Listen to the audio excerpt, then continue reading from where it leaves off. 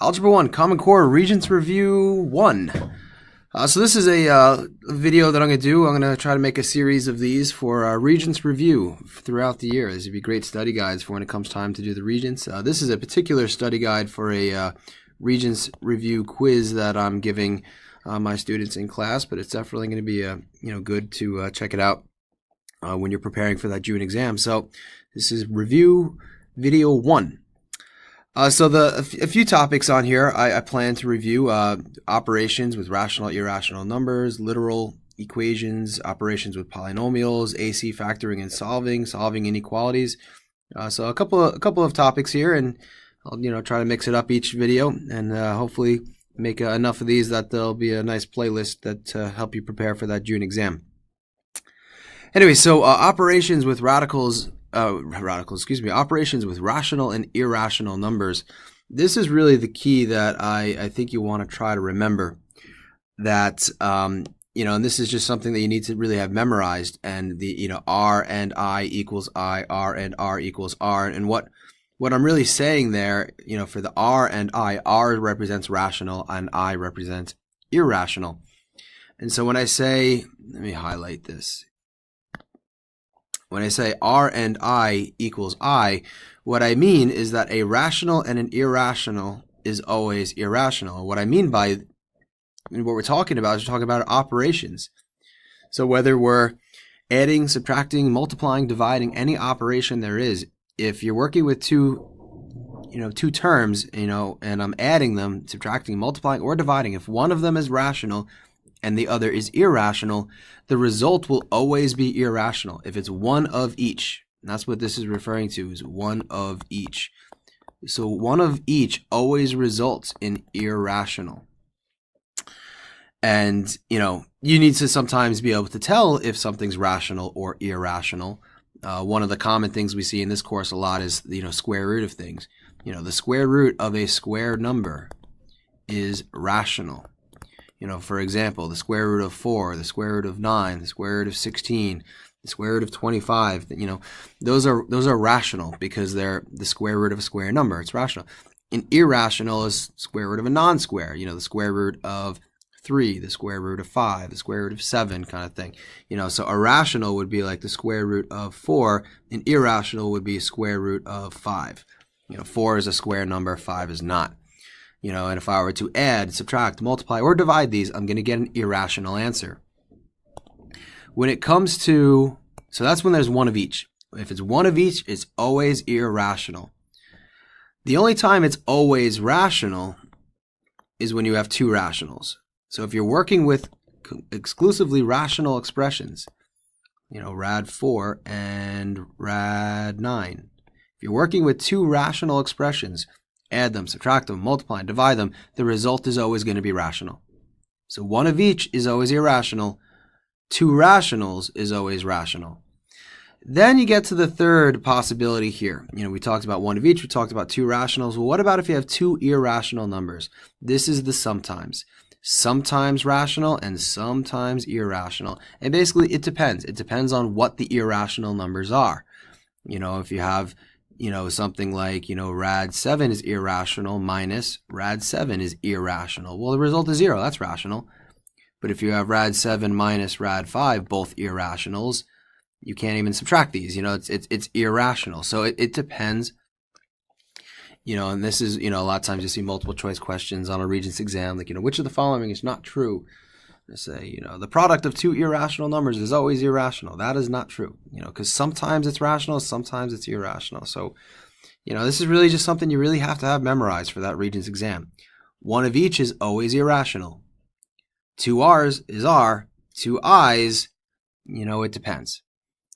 All right, a literal equation here. I have y equals 5x squared minus 1, and I want to solve for x. So I'm trying to get x alone. X is on the right side. I'll leave it on the right side, and I'm going to move everything else away. So first I'll add away this 1.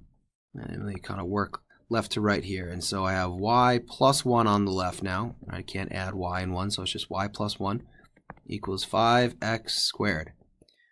Then what's happening to x, it's being squared and multiplied by 5. I got to get rid of the 5 first, right? We do those exponents last.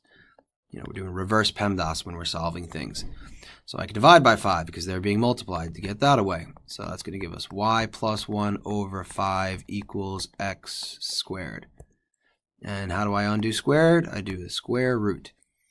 And so x equals, put it on the left side now, it doesn't really matter, I can just flip the sides, y plus 1 over 5, the square root of y plus 1 over 5. That's it. Okay, let's try operations with polynomials. Operations with polynomials. Just to go back to literal equations for a second, remember that, because I kind of just solved it, I didn't really say much about it. You're still just, you're solving equations. Doesn't matter if you're solving literal equations or any other type of equations. Whatever you're trying to solve for, you got to get everything else away from that. You want to look for parentheses if you need to distribute. I like to multiply out fractions and things like that. But here, over on this right side, there was a 5 being multiplied, a minus 1, an exponent of 2, and you add or subtract things away first, and then you multiply, divide things away after that, and then you deal with the exponent last. And you say, how do I undo a times 5? I divide 5. How do I undo a minus 1? I plus 1. How do I undo square? I square root. It's the inverse operation to get it to the other side. And that's going to be the same thing regardless whether it's, all numbers or all letters. Okay, so operations with polynomials. The two examples I'm doing here are the two most common ones we see in the Algebra 1 Regents exam. That's the difference of polynomials and the product of polynomials. The difference, of course, means subtraction, and sometimes they'll just have a word problem. We'll say, this is subtracted from.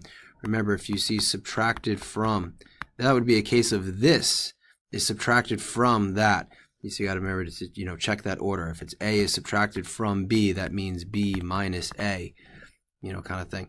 And if you're subtracting a polynomial, you got to remember to subtract everything in that. It's like a distribution. You got to distribute the subtraction. I got a minus 5x, and I like to write it underneath the front term. And I got a minus and negative 4. And when you minus and negative 4, it becomes plus 4. And then what do we get here? Combined like terms. Since I'm subtracting this second expression, I'm changing the signs of that second expression, putting it in the proper place underneath it, and then just combine my columns here. I get x squared minus 3x plus 1. That's it. A product of polynomials, just like we have to distribute this negative, is all about distribution. And, you got to be really organized when you do this. Some people like to use the box method. You can use the box method, put this stuff on the left, this on top, and multiply your boxes. It's helpful to know that there's 3 terms here and 2 terms here. So I should end up with 6 terms. And then I might end up with less when I combine like terms, but just 6 products. But I like to just kind of do them one at a time. So I start with the first thing on the left and distribute it to everything on the right. So x squared times both of these things. X squared times 5x is 5x to the third. X squared times negative 4 is negative 4x squared. Then I take my second thing and I distribute that. 2x times both of those things. 2x times 5x is, and again, I like to keep things lined up in columns of like terms. So I kind of go down a row and write it as 10x squared. 2x times 5x is 10x squared. 2x times negative 4 is negative 8x. And then my last one, negative 3 times 5x is negative 15x. And negative 3 times negative 4 is positive 12. And so those are my 6 products. Right? 2 blue, 2 green, 2 red, because there's my blue, green, and red twice. And now again, just like I did here, since I line everything up in like term columns, I just combine my columns. And so what do we combine this to? Let's see, we have 5x to the third combines with nothing. A negative 4x squared, a positive 10x squared is positive 6x squared. Negative 8x, negative 15x, negative 23x, and plus 12 with nothing is plus 12. That's it. AC factoring and solving. Now, how do we know it's factoring? Because I can't combine these x's and I need to solve for x. How do I know it's AC factoring? Because there's no GCF here. There's no GCF and there is a number in front of x squared. The first step in AC factoring is you make a little note on the side as to what AC is. And that comes from your first times last. And so that would be negative 30x squared. And then I got to think about all the things I multiply to that. All the multiples of negative 30. We got negative 3 and 10, 3 and negative 10, negative 5 and 6, 5 and negative 6, negative 15 and 2, 15 and negative 2. And I got to find the pair that adds to my middle term, negative 13. And that is this one, negative 15 and 2. And so what I use that is I expand this trinomial into a quad. So I keep the front term the same, but then I change this middle term into both of these, and they each get x's. So minus 15x plus 2x minus 10 equals 0. And then I go through the process of factor by grouping. Slice it in half in GCF. On the left, there's a common factor of 3x, left with x minus 5. On the right, you could take out a 2, x minus 5. You get that common quotient that you need. And then you group together your two GCFs, so 3x and plus 2 go together, right? This and this go together. And the common quotient, x minus 5, equals 0. All right, let me continue this problem over here on the right. So then what we do is we set each of them one at a time equal to 0.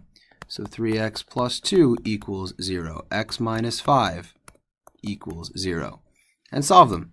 Here I got to subtract 2, 3x equals negative 2, divide 3, x equals negative 2/3. Here it's just add 5 and you're done. X equals 5. Last thing on this review is solving inequalities. Solving inequalities is just like solving equations. We just got to watch out for that one special rule that if we divide by a negative, we flip the sign. And I designed this problem so that it does have that.